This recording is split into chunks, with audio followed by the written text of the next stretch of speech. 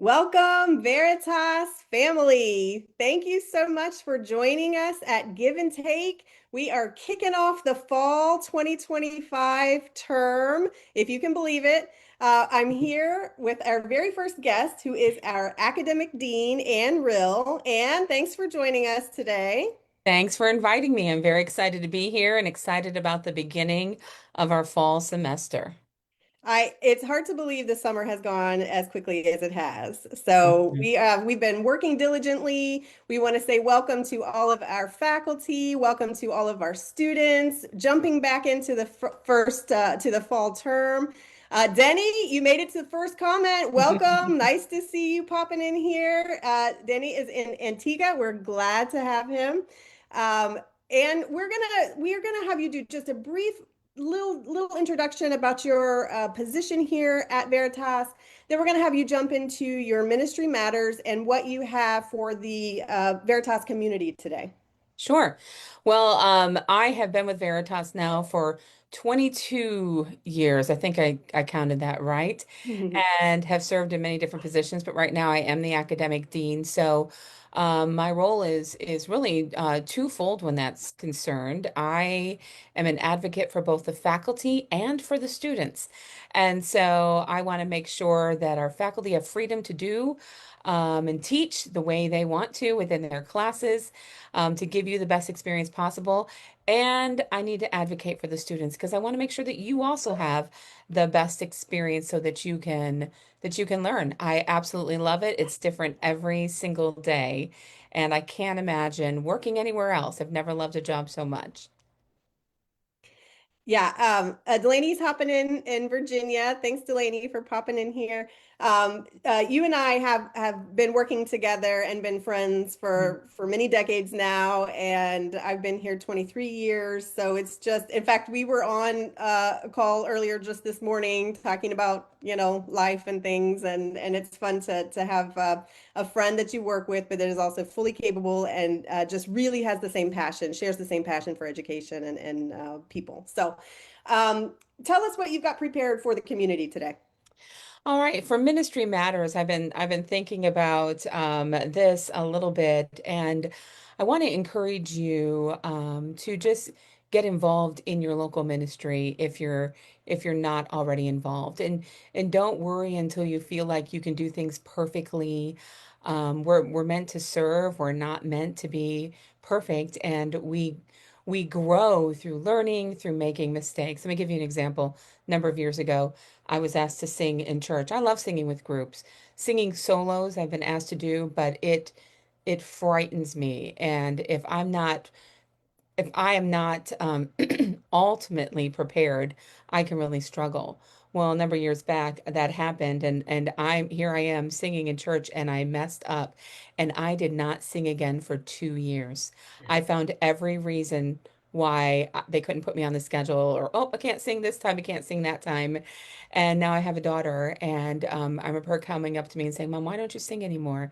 And she loves to sing, and understanding that what I do in ministry is teaching her something. And I want her to feel confident in singing. She's played piano and cello now in church, and it's not about perfection. It's about learning to serve. I I have this little guy here. I was telling Sherry earlier, we were talking about basically we need to make a mess, and you're going to make a mess, and you're going to say the wrong thing to the wrong person. You're Yeah, going to hit a wrong note when you're playing your instrument or you're singing a song. You're going to come in with the men on the women's, yeah, on the men's part in the choir. Something like that's going to happen. You're not going to have that story just to perfection in that Sunday school class, but it shouldn't stop you from serving because we are an example to others. So I have this little guy. I work with some young ladies at our church on Thursday evenings, and we're talking about lies that girls believe. And one of those is the fact that I'm not good enough, or once I mess up, I can't do anything else. And I have right. this little guy here. Can you see him? He's a positive taco. And he says, if tacos can totally fall apart and still be amazing, so can you. That's And perfect. and I love that because everybody knows tacos are messy, life is messy, ministry is messy. But what I have learned is that we need to be messy if we're going to mentor. That's part of mentorship. And of course, that's who we are as a college. That's what we want to train you to be as well. I don't know. I'd have a hard time working with a mentor who's never made a mistake in their lives because I could never reach that. An understanding that my messing up when I'm singing or I'm doing this, it's messy, but it gives me the opportunity to work with my daughter who Yeah. struggles with failure, and I can't do this. I'm not trying this again. And being able to use those examples and understand that our messes give us an opportunity to mentor. And that's really what ministry is all about. So be like the taco, be messy, but be amazing and continue to mentor and be involved in your church. I love that. And I think we need t-shirts that say be messy but be amazing. I think that's perfect. Hey, Adam Longo is watching from Fredericksburg at Faith there. Julia Graham is watching in Ohio. We've got I'm gonna butcher your name, but I see you here. Twisi Gomwe from Uganda, Africa. Welcome. We're so glad you could tune in. And Cameron Cloud in North Carolina. Thank you so much for popping in. And I wanted two things I wanted to park on a little bit.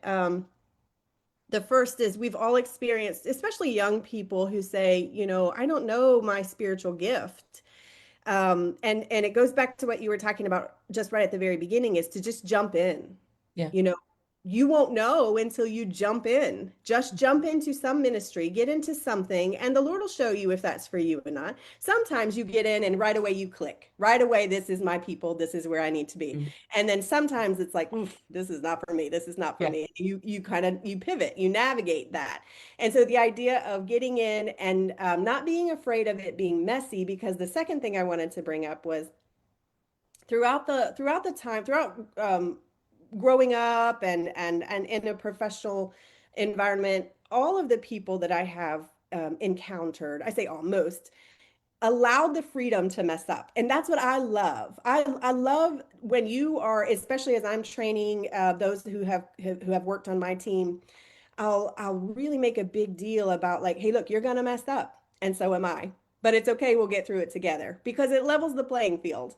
I'm Yeah. still messing up, you're still messing up, and we're going to be able to get through it together. So I really appreciate you bringing that up. And I think too, when we're seasoned in ministry, and maybe we do have our area, we have our niche in ministry that we're really good at.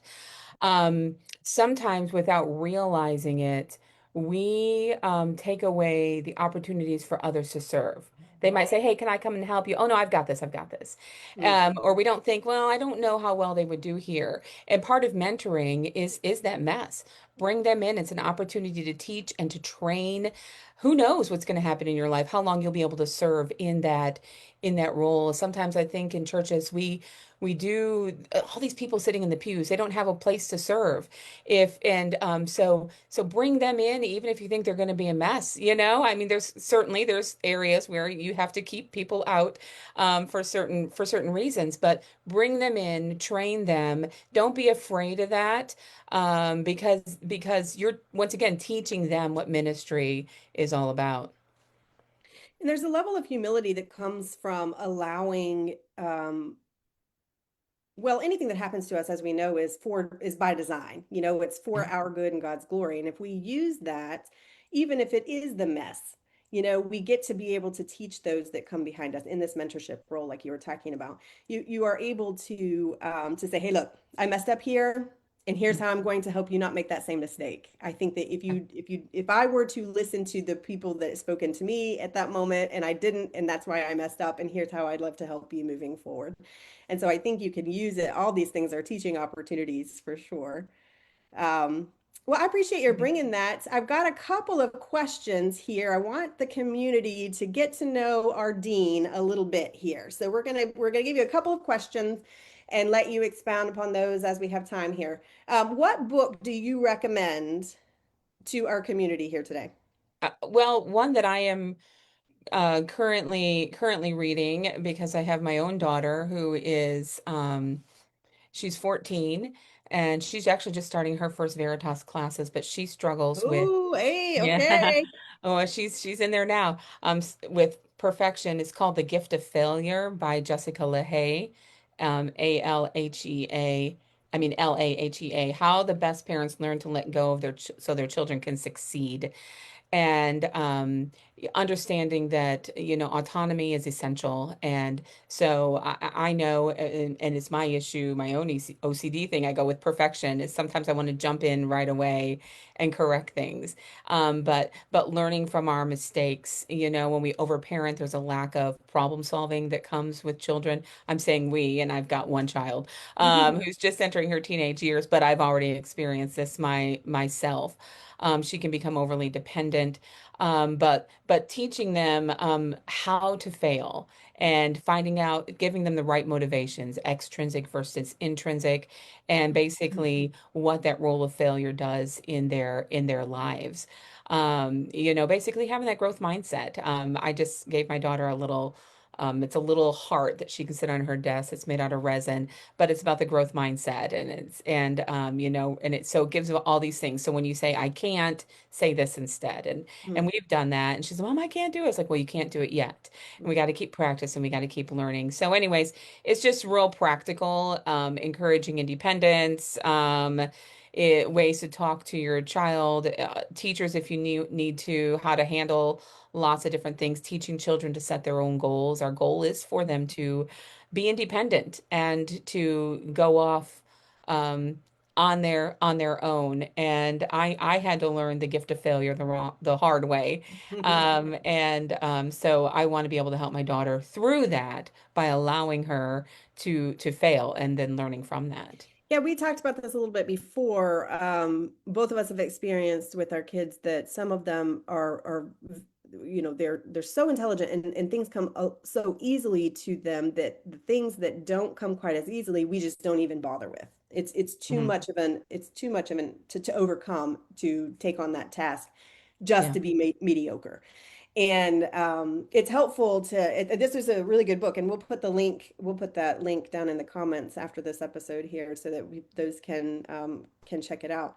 But it's helpful to have that kind of resource to navigate, because those of you who are watching might have children in this realm, you might have students in this realm, those that really, really struggle, perfectionist type, get really down on themselves if anything's just not exactly right as it should be.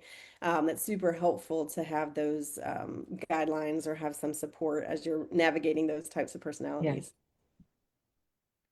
All right, second question. When someone shows appreciation to you, what is an expression of gratitude that means the most? What speaks to you? I love notes and letters. Yeah.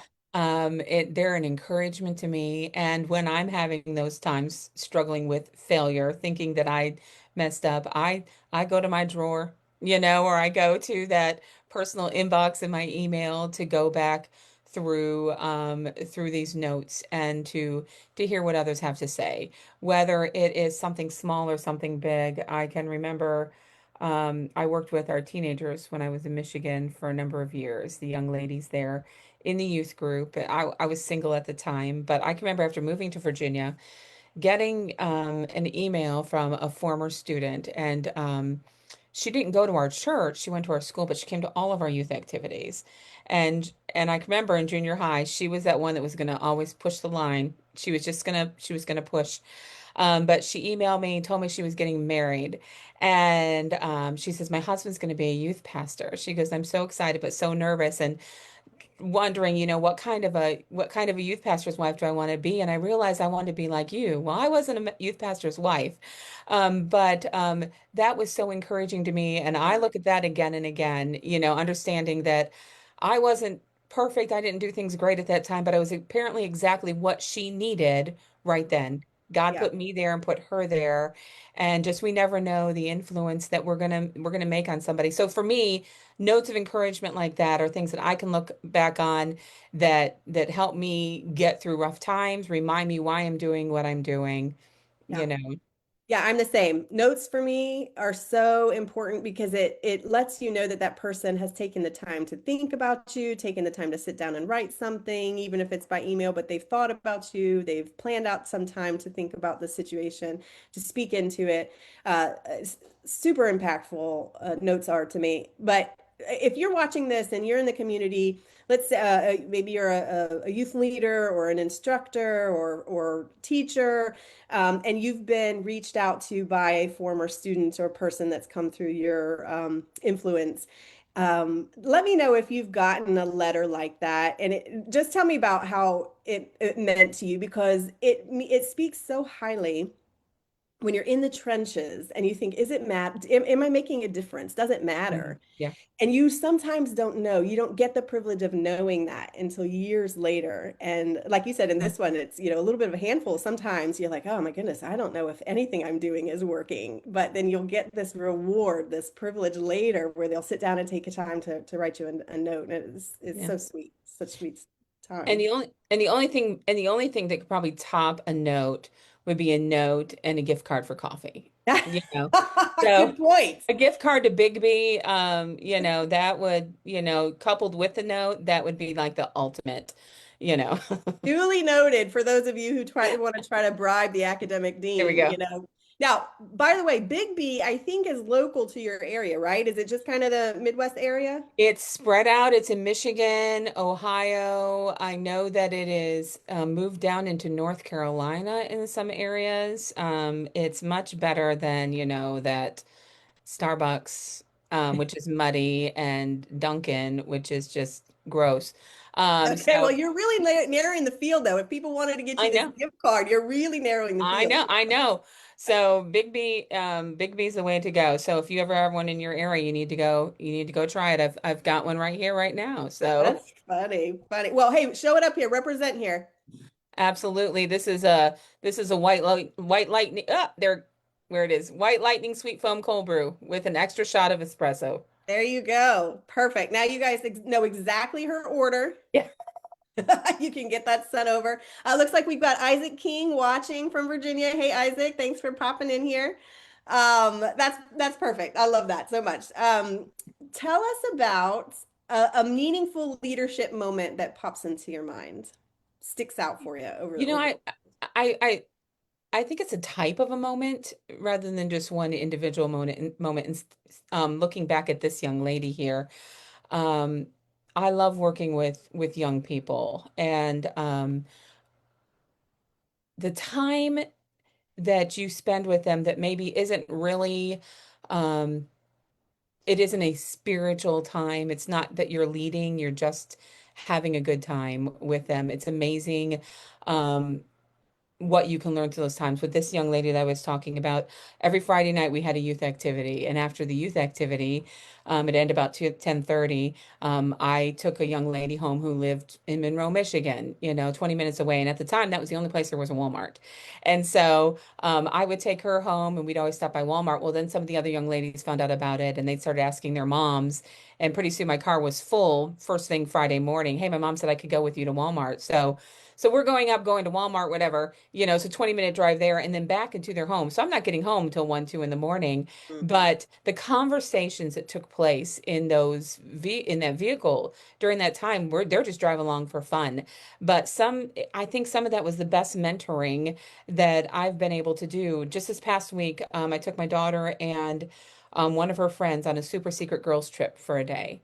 And and I had taken the same girl with us somewhere else before, and I'd gotten a note from her saying my favorite part of the whole trip was talking to you on the way there and on the way back, and just opportunities to share your heart and to really hear what's um where they are in life right now and what is such a big deal to them, and to be able to speak into that and share scripture with them just in a casual moment. And I think those are my favorite times and probably the ones that stick out to me the most. Yeah, that's good. Adam Longo says, absolutely agree. Coffee and a card. I visited Bigby for the first time this summer in Albion, Michigan. Life changing. So Yes. you've got Yes. one on your team at least for that. Life changing. That's pretty epic there, Adam. Mhm. Joshua Leager watching from Columbus, Georgia. Thanks, Joshua, for joining us. We got Madison Gaiman from watching from Brown City, Michigan. Wow. Okay, so Madison, likely you have access to Big B, which we were just talking about. So tell us if you like Big B coffee. Mrs. Rill was just telling us her order. Yeah. She might even put it in the comments in case anybody wanted to Oh, send one her absolutely. direction. So, oh, this has been fun. I appreciate yeah, I can, several leadership opportunities, most of them, in fact, I would venture to say all of them, the key ones, the ones that stick in your brain, are not usually contrived. They're Right. not usually the ones that you're going to conferences for and you're going to sit under somebody. Oh, those are, they do have their purpose and they do have their impact.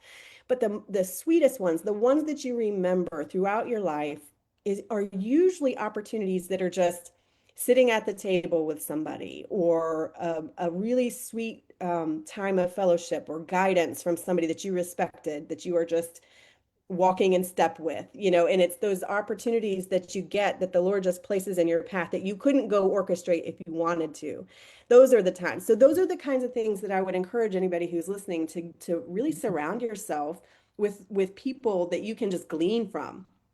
It's not Absolutely. concerted effort. It's not like I'm going to sit you down and I'm going to teach you leadership skills. It's like I just get to watch you.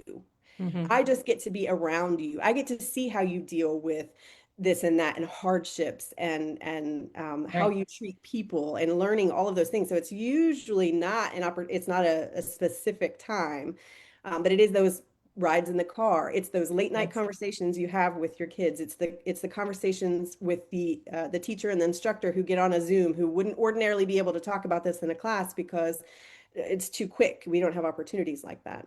Ministry is made up of moments, and those most special moments are centered on relationships. And that's where we lead, more so than in front of a crowd. It's those individual touches that we have with individuals. At least from my point of view, that's what I have experienced. Yeah, that's good. One thing I wanted to point out, I was going to ask you about a secret talent, and I'm not sure that you were ready to answer that question. But let's tell everybody what your hobby is. What do you like to spend your time doing? Oh, lots of things. But I love plants. My daughter calls me the plant rescuer at times. And so I find all the plants in the store that are on deep discount. They're clearance because they're dead. And I bring them home and I bring them back to life. My family is breathing, you know, the cleanest of oxygen because I think we've got about 52 plants in our house Oh, right man. now. So that's my thing. This last weekend, I spent some time at the vet ER, and they had this window full of plants that hadn't been cared for. So while I'm doing this long waiting, I said, "Hey, can I just take care of your plants? Can I water them?" And so I did, and I was cleaning them up, and I came home with 7 baby spider plants. So which give us the cleanest air in our homes, it seems. From Okay, that. so what does it That's mean, my big thing. spider plants? Because I feel like I wouldn't want any of those in my home. No, they're long, light green and white um, leaves, Got and it. then you will see off of them there will be tendrils that grow that will have like little plants on them. That's why they call them the spider, because spiders, that they carry their young, and so you have these little ones, and so they actually have roots right on the bottom, so you can pinch them off. I put mine in, get it wet, put it in rooting compound, and just put it in soil, and then it will grow into its own big plant and be a mommy spider someday. So, but Well, I those of you who are just joining us, don't forget to tell us where you're watching from. But you're not only getting leadership training today, we're all better for that, but we are getting yes, we're getting plant knowledge here today. So for those of you who are interested in that, you get a twofer. We've got so Lisa Joyner just posted the link to bigb.com. So there they're we getting a go. big shout out All today. right. Melissa Sultanic says watching from Virginia, and that she said the nearest Bigby is nearly 60 miles for me. Well, it sounds like a nice It's day worth trip it, for you, Alyssa. Alyssa. It's a day trip. It's worth it. There you go. Dan Riley watching from Inverness, Florida. Thanks, Dan, for popping in. Lisa says, come to my house and rescue some of my plants. So As soon as you you can get be moved, like, I certainly will. Can't you wait. can be itinerant. You could just go to everybody's houses and rescue them. Denny says, we've got some plants in the Caribbean for you. So yeah, you got to make a trip All down there. right. Yeah. So that's fun. I love to hear what everybody actually does with their free time. And sometimes it's funny to ask busy people like us what you do, because what is free time Yeah. really? What does that even mean? But I know that that is cathartic for you, and Plant you therapy. name them all, correct? Yes. Yeah, my plants all have names. So you got to talk to them. Are they all Give them ranging? Are they names. all in a certain genre, or is it just whatever you feel like at that moment? It's whatever I feel like. Sometimes like I got a plant when my father passed away and it was named after him. My spider plants will all have musical names because they'll be named after my dog. That I had there at the vet. So they all get different names, and sometimes it's just what they look like. So I have one plant hanging here and her name is Charlotte, and she gives little flowers off during the winter and early spring months, and it's this beautiful smell right here next to my desk. So they all get names. Nice. Very good. Well, thanks so much for taking time out of your day to come and join us. Um, Again, we are kicking off the fall 2025 term. If you can believe it, we are Mhm. thrilled to have, Adam says, Anna's taking church planting to a new level. Ah, ha, ha. Thanks, Adam, for the dad joke. Somebody's got to Yeah. represent, right? That's funny. Thanks so much for all of you who joined us live. Thanks so much for all of you who are watching this in replay. We're excited to jump into this fall term. We're excited to see where the Lord will take us. If you are a prospective student, let's say you're out there thinking, man, the Lord's really tugging at my heart. Maybe I should jump back into classes. Message us. Our team is ready and waiting to hear from you. We will hold your hand, walk you through the process. Maybe you're somebody who's sitting out there that thinks that who might need to level up. Maybe you finished your undergrad toying with the masters, or maybe you're in the masters toying with getting into a doctoral program. Message us. We are ready to hear from you. So, Anne Marie, thank you so much for jumping in today. We are thrilled to get this going and that you took the time to join us. For those in the community, thank you so much for joining us. We will see you next Monday, same time. We'll save you a seat. Bye bye.